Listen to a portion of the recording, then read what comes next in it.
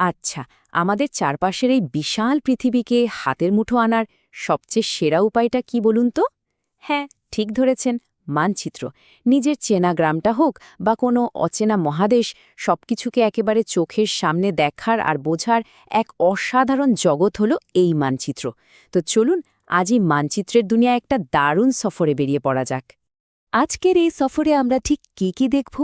প্রথমে আমরা গ্লোব আর মানচিত্রের মধ্যে আসল তফাৎটা বুঝে নেব। এরপর জানব মানচিত্র আসলে কত রকমের হতে পারে। তারপর আমরা মানচিত্রের যে ৩টে মূল উপাদান আছে, মানে যা ছাড়া ম্যাপ পড়াই যাবে না, সেগুলো নিয়ে কথা বলবো। আর একদম শেষে মানচিত্র, স্কেচ আর প্ল্যান, এই ৩টের মধ্যেকার সূক্ষ্ম পার্থক্যগুলো একদম পরিষ্কার করে নেব। তো আমাদের প্রথম প্রশ্নটা দিয়েই শুরু করা যাক। আমাদের কাছে তো পৃথিবীর একটা ছোট্ট মডেল, মানে গ্লোব আছেই, তাহলে আবার আলাদা করে মানচিত্রের দরকারটা কি? চলুন এই ব্যাপারটা একটু খতিয়ে দেখা যাক। দেখুন, ব্যাপারটা খুব সহজ। যখন আমরা পুরো পৃথিবীকে একসাথে একটা গোলক হিসেবে দেখতে চাই, তখন গ্লোবের কোনো বিকল্প নেই। কিন্তু ধরুন আমরা শুধু আমাদের দেশ বা আমাদের রাজ্য কিংবা আমাদের নিজেদের গ্রামটা নিয়ে একটু বিস্তারিত জানতে চাই, তখন কি গ্লোব খুব একটা কাজে আসে? না। ঠিক এইখানে মানচিত্রের আসল কেরামতি। তাহলে এই মানচিত্র জিনিসটা আসলে কি? খুব সহজ করে বললে, মানচিত্র হল পৃথিবীর ওপরের অংশ বা তার কোনো একটা টুকরোর ছবি, যা একটা নির্দিষ্ট স্কেল মেনে একটা সমান কাগজের ওপর আঁকা হয়। তবে এখানে একটা বেশ মজার চ্যালেঞ্জ আছে। আমাদের পৃথিবী তো গোল, তাই না? একটা গোল জিনিসকে তো আর পুরোপুরি সমান বা ফ্ল্যাট করা যায় না, একটু তো বিকৃতি হবেই। এই কঠিন কাজটাই মানচিত্রকররা করে থাকেন। এবার চলুন মানচিত্রের বিভিন্ন ধরনগুলো সম্পর্কে জেনে নেওয়া যাক, কারণ সব মানচিত্র কিন্তু একরকম হয় না। এক একটা কাজের জন্য এক এক ধরনের মানচিত্র তৈরি করা হয়। মোটা দাগে বললে মানচিত্রকে ৩টে প্রধান ভাগে ভাগ করা যায়: ভৌত মানচিত্র, রাজনৈতিক মানচিত্র আর বিষয়ভিত্তিক মানচিত্র। চলুন এবার এক এক করে প্রত্যেকটার ভেতরে ঢোকা যাক। প্রথমে আসি ভৌত মানচিত্রে। এই ম্যাপগুলো আসলে পৃথিবীর প্রাকৃতিক চেহারাটা আমাদের সামনে তুলে ধরে। মানে কোথায় পাহাড় আছে, কোথায় মালভূমি, কোথায় নদী বয়ে গেছে বা কোথায় বিশাল মহাসাগর, এই সব কিছু এখানে দেখানো হয়। এই কারণে এদেরকে ভূপ্রাকৃতিক বা রিলিফ ম্যাপও বলা হয়। এরপর হলো রাজনৈতিক মানচিত্র। এই ম্যাপগুলোতে আপনি দেখতে পাবেন বিভিন্ন শহর, গ্রাম, দেশ বা রাজ্যের সীমানা। সোজা কথায় এই মানচিত্রগুলো মূলত মানুষের তৈরি করা বর্ডার আর প্রশাসনিক এলাকাগুলো দেখানোর জন্যই ব্যবহার করা হয়।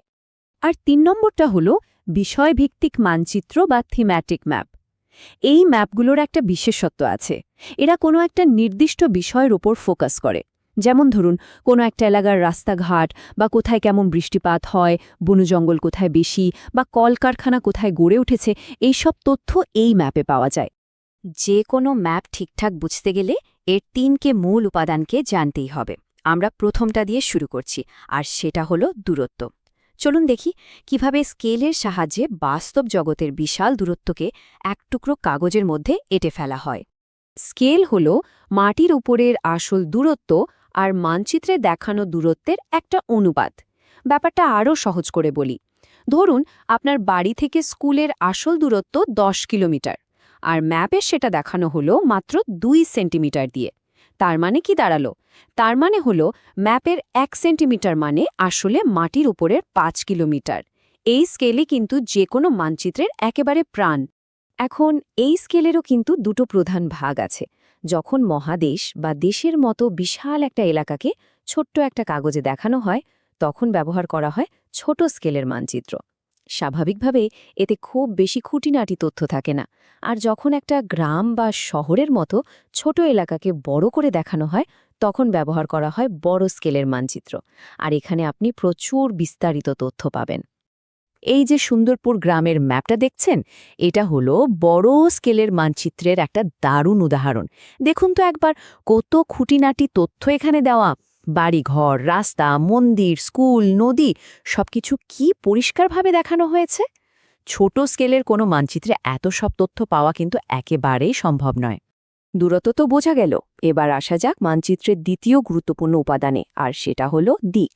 ম্যাপ তো হাতে নিলাম, কিন্তু কোন দিকে যাব সেটা বুঝব কিভাবে? চলুন উত্তররেখা আর কার্ডিনাল পয়েন্টগুলো সম্পর্কে জেনে নিই।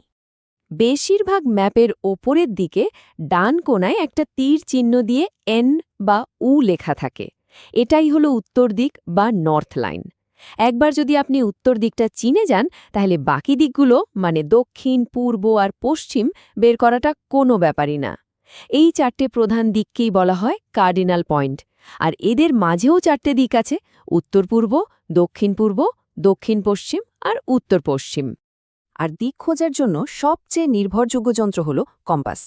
এর ভেতরে যে চুম্বক কাঁটাটা থাকে সেটা সব সময় পৃথিবীর উত্তর-দক্ষিণ মেরু বরাবরই স্থির থাকে।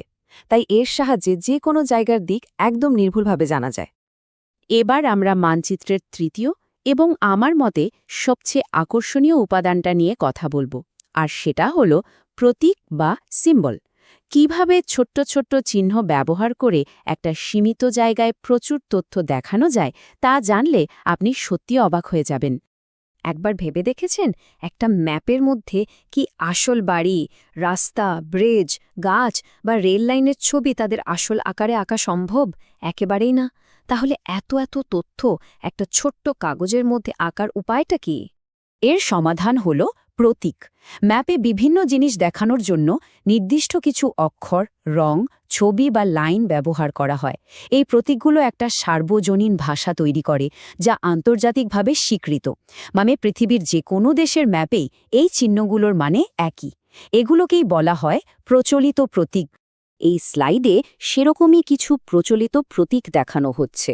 এই চিহ্নগুলো ব্যবহার করার ফলে ম্যাপ আঁকা এবং পড়া দুটোই অনেক সহজ হয়ে যায়। আর সবচেয়ে দারুণ ব্যাপার কি জানেন?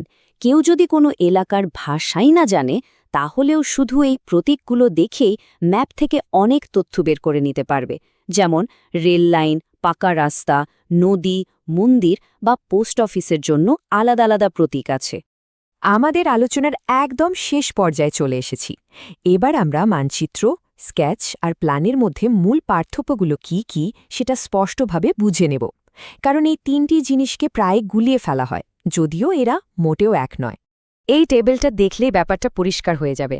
দেখুন, মানচিত্র সবসময় একটা নির্দিষ্ট স্কেল মেনে আঁকা হয়। অন্যদিকে স্কেচ হলো স্মৃতি বা আন্দাজের উপর ভিত্তি করে আঁকা একটা কাঁচা ছবি, যার কোনো স্কেল থাকে না। যেমন কোনো বন্ধুকে নিজের বাড়ির রাস্তা বোঝানোর জন্য আমরা যে ছবিটা আঁকি, ওটা একটা স্কেচ।